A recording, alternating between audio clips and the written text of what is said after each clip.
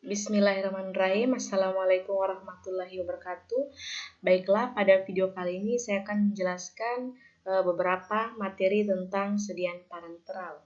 Sebelumnya, perkenalkan nama saya Karmini, NIM saya F2018-01081. Saya dari kelas B2. Baiklah, langsung saja saya akan menjelaskan materi tentang sediaan parenteral. Yang pertama, apa sih pengertian dari sediaan parenteral?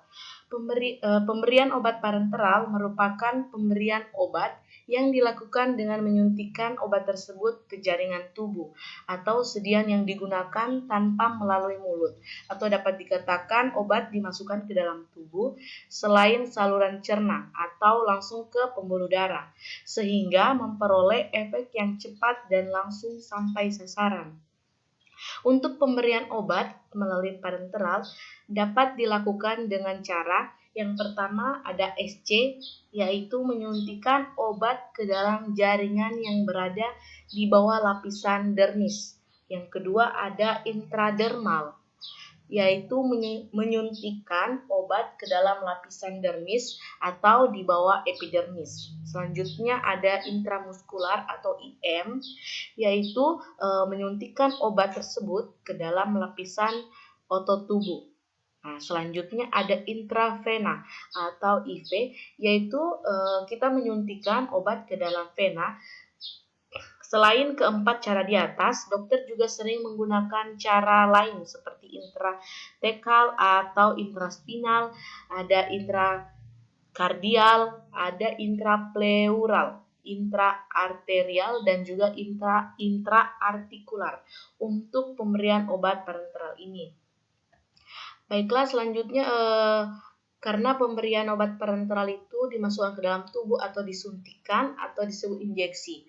Pengertian dari injeksi adalah sediaan steril berupa larutan, emulsi, suspensi, atau serbuk yang harus dilakukan atau disuspensikan lebih dahulu sebelum digunakan secara parenteral.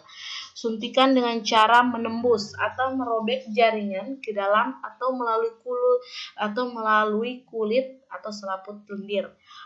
Pembuatan sediaan ini yang akan digunakan untuk injeksi harus hati-hati untuk menghindari kontaminasi dari mikroba dan juga bahan asing. Selanjutnya, menurut definisi dalam farmakope, sediaan steril untuk kegunaan parenteral digolongkan menjadi 5 jenis yang berbeda, yaitu yang pertama ada obat larutan atau emulsi yang digunakan untuk injeksi, ditandai dengan nama injeksi, contoh injeksi insulin. Yang kedua, sediaan padat kering atau cairan pekat yang tidak mengandung dapar, tidak mengandung pengencer atau bahan tambahan lain, dan larutan yang diperoleh setelah penambahan pelarut yang memenuhi persyaratan injeksi. Kita dapat membedakan dari nama bentuknya. Steril, contoh sodium steril. Yang ketiga, sediaan seperti tertera pada nomor 2, tetapi mengandung satu atau lebih dapar atau pengencer atau bahan tambahan lain dan dapat dibedakan dari nama bentuknya. Untuk injeksi contohnya metisilin sodium untuk injeksi. Selanjutnya atau yang keempat, sediaan berupa suspensi serbuk dalam medium cair yang sesuai dan tidak disuntikkan secara intravena atau ke dalam saluran spinal. Kita dapat membedakannya dari nama bentuknya. Suspensi steril, contohnya itu kortison suspensi steril. Selanjutnya ada sediaan padat kering dengan bahan pembawa yang sesuai membentuk larutan yang memenuhi semua persyaratan untuk suspensi steril.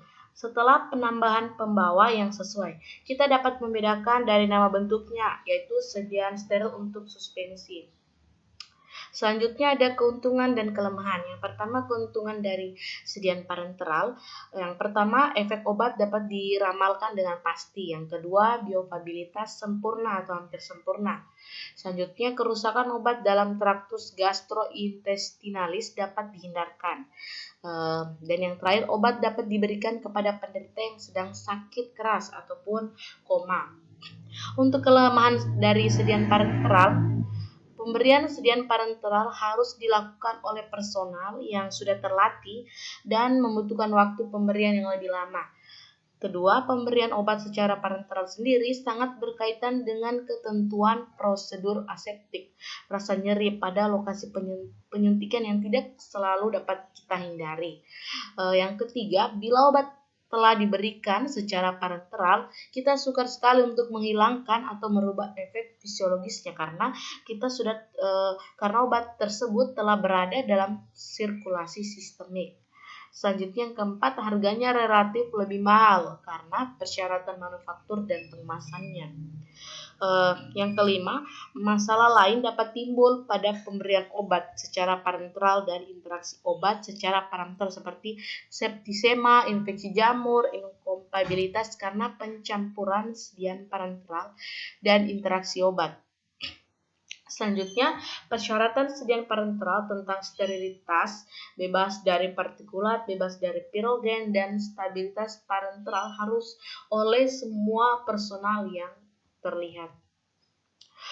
Selanjutnya, persyaratan dari sediaan parenteral yang pertama itu harus sesuai antara kandungan bahan obat yang ada dalam sediaan dengan pernyataan tertulis pada etiket dan tidak terjadi pengurangan kualitas selama penyimpanan akibat kerusakan obat secara kimiawi dan sebagainya.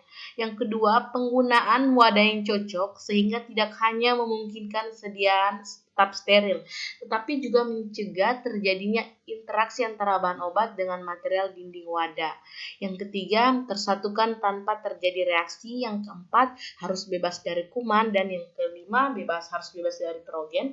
Selanjutnya, dia harus isotonis, dia harus isohidris dan bebas dari partikel yang melayang. Cara pemberian obat parenteral yang pertama, sugutan atau di bawah kulit, yaitu disuntikan ke dalam tubuh melalui bagian yang sedikit lemaknya dan masuk ke dalam jaringan bawah kulit. Yang kedua, intramuskular, yaitu disuntikan ke dalam jaringan otot, umumnya otot paha atau pantat. Yang ketiga, intravena, yaitu disuntikan ke dalam pembuluh darah. Yang keempat, intraspinal, yaitu disuntikan ke dalam sumsum tulang belakang. Selanjutnya, peritoneal, yaitu kateter dimasukkan ke dalam rongga perut dengan operasi untuk tempat masukkan cairan steril, CAPD. Keenam, intraartikular, yaitu kita harus menyuntikkan ke dalam sendi. Dan yang ketujuh, intradermal, yaitu disuntikan ke dalam kulit. Oke. Selanjutnya, sediaan parenteral dibagi menjadi dua macam, yaitu yang pertama sediaan parenteral volume kecil, yaitu sediaan parenteral volume kecil diartikan sebagai obat steril yang dikemas dalam wadah di bawah 100 ml. Dan yang kedua, sediaan parenteral volume besar, sediaan cair steril yang mengandung obat yang dikemas dalam wadah 100 ml atau lebih dan ditujukan untuk manusia. Baiklah, mungkin itu saja sedikit pemaparan materi tentang sediaan parenteral. Lebih dan kurangnya mohon dimaafkan. Saya akhiri dengan ucapan wabillahi taufiq wal hidayah. Wassalamualaikum warahmatullahi wabarakatuh.